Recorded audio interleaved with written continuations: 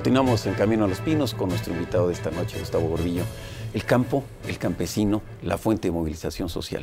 Son elementos que tienen un valor histórico importante en la construcción del Estado mexicano moderno, pero hoy tienen un papel político también muy diversificado, ¿no, Gustavo? Sí, yo creo que, digamos, 25% de la población en México, según el censo de 2010, vive en el medio rural. Si consideras una límite, digamos, de 15,000 habitantes para abajo en las poblaciones. Ahora, hay muchas poblaciones de mucho más de 15,000 habitantes que están muy entrelazadas con el medio rural. Así es que yo creo que sí juegan y tienen un peso muy importante, y lo tienen más cuando estás vinculando esto con el tema de crisis alimentaria, de cambio climático, de los servicios ambientales que necesita la ciudad y no solamente el campo. Así es que hay ahí un potencial muy importante de movilizaciones que se han dado a lo largo del tiempo y en los últimos años muy fuertemente alrededor de temas específicos y sobre todo yo creo que hay una demanda central. Es una mejor inserción del campo en el desarrollo del país. Y es una falta también de políticas públicas que tienen esa deuda tan importante entre campo y pobreza, ¿no? Sí, bueno, tú tienes digamos, si lo ves en términos porcentuales, la mayor parte de la población que vive en el campo está en situaciones de pobreza.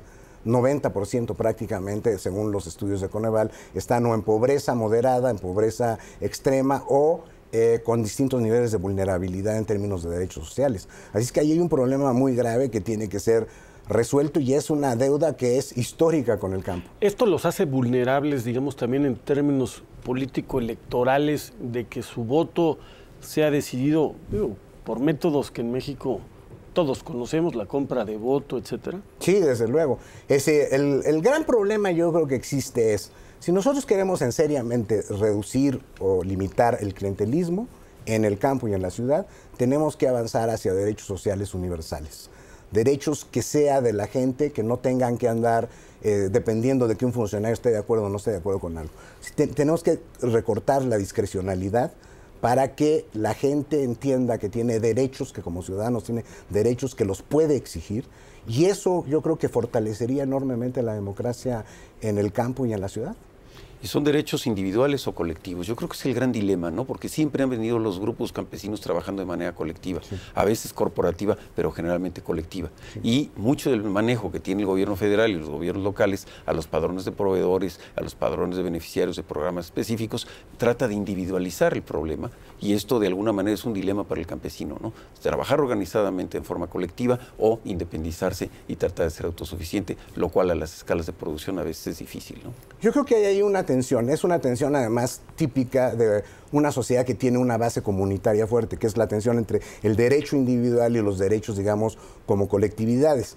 Yo creo que eso se resuelve asumiendo que es una tensión, que no hay una solución fácil, que es necesario reconocer los derechos individuales de las personas, pero al mismo tiempo que hay un gran estrato de aspectos de acción colectiva, comunitaria, que tienen que impulsarse, porque si no lo haces, lo que tienes es lo que tenemos ahora, una enorme fragmentación social en todo el país. Y esto significaría que estamos nosotros desatendiendo un cambio importante en el perfil de la población mexicana.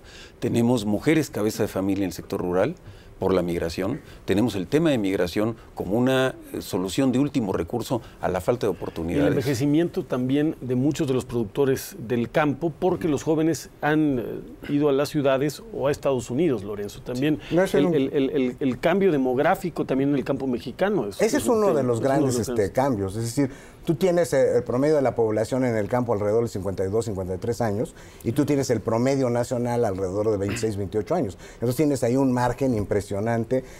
¿Por qué? Porque los jóvenes no encuentran una alternativa en el campo y migran. Y luego tienes el problema también, otro real, una enorme cantidad de mujeres que son jefes de hogar, que hacen actividades productivas y que por lo tanto estos dos cambios por lo menos tendrían que estar en el centro de las políticas públicas al campo.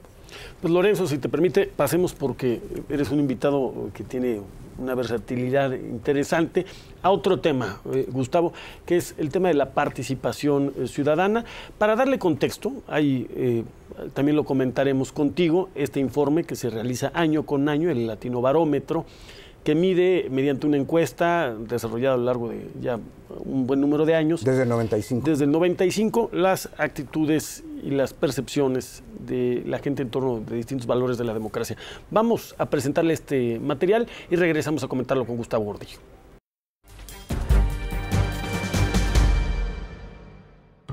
El último informe de Latinobarómetro, una asociación chilena encargada de hacer estudios de opinión pública en América Latina, muestra datos preocupantes sobre el sentir de los mexicanos con respecto a la democracia y sus instituciones. En una escala del 1 al 10, donde 10 es una democracia perfecta y 1 es un país nada democrático, México alcanzó un 5.9, ubicándose no solo por debajo de naciones desarrolladas, sino también de otros países de la región. El país se ubica en el nivel más bajo de apoyo a la democracia en América Latina. De acuerdo al informe, solo un 40% de los mexicanos la prefiere frente a otras formas de gobierno. Para ser exactos, el tema nos preocupa bastante poco. Al 36% de los encuestados simplemente les da lo mismo la forma en que el país se gobierna. En ninguno de los países de la región existe un desinterés tan alto frente a un asunto tan importante. Solo el 23% de los mexicanos considera que se puede confiar en el gobierno. Lo más alarmante quizá es que si las cosas se pusieran difíciles, 47% de los mexicanos estaría dispuesto a apoyar un gobierno militar en el país.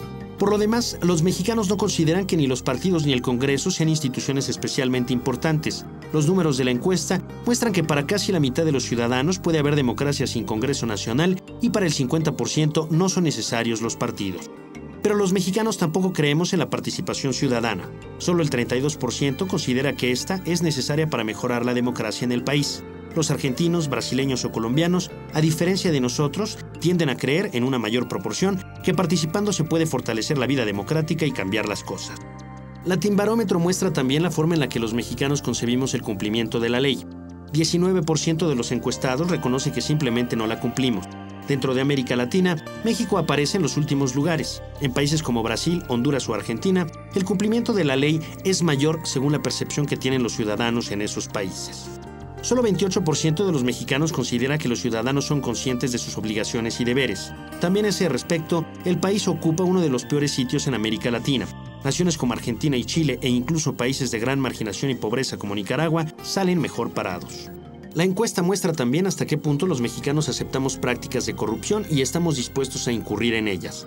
Tan solo 34% de los mexicanos condena el que los ciudadanos se salten procedimientos para hacer trámites. En ningún país de América Latina, salvo en Guatemala, se observa un nivel de tolerancia tan alto frente a la corrupción.